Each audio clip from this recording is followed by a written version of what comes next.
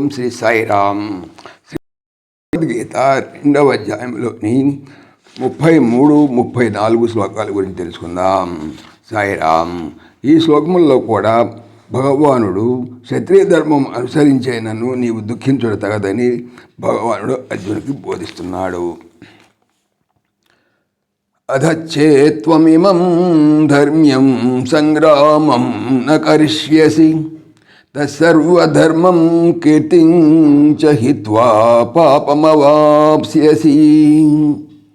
అధ ఇక త్వం నీవు ఇమం ఈ ధర్మ్యం ధర్మయుక్తమైన సంగ్రామం యుద్ధమును న కరిష్యసి చేత్ చేయకుందువేని తతః అందువలన స్వధర్మం స్వధర్మమును కీర్తించ కీర్తిని హిత్వా విడిచి పాపం పాపమును అవాప్స్యసి పొందగలవు. తాత్పర్యం ఏమిటి?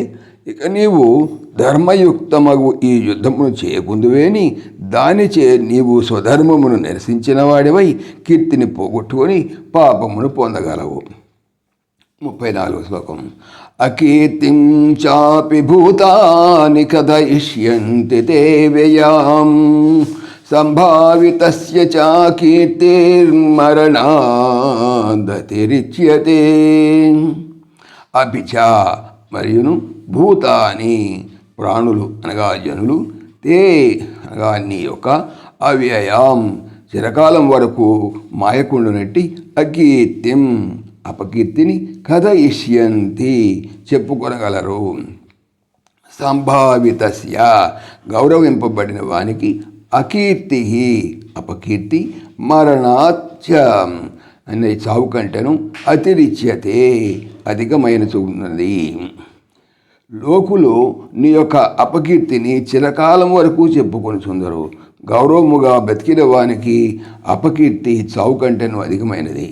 యాకేమంటే చేయరాని పని చేసినప్పుడు చేయవలసిన పని చేయనప్పుడు లోకమున అపకీర్తి వ్యాపించును. చేయవలసిన ధర్మయుద్ధమును చేయనందుచే అర్జునుడు అపకీర్తి పాల్గొన్నాడని శ్రీకృష్ణమూర్తి హెచ్చరిస్తున్నారు.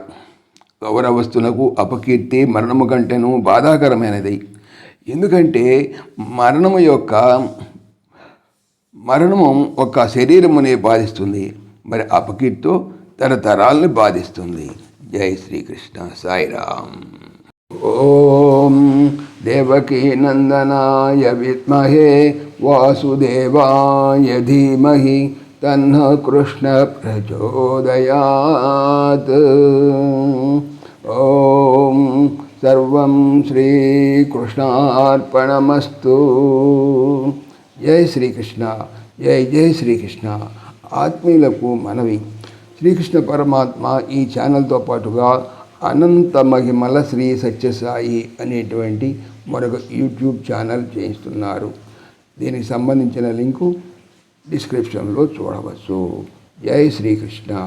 జై జై శ్రీకృష్ణ.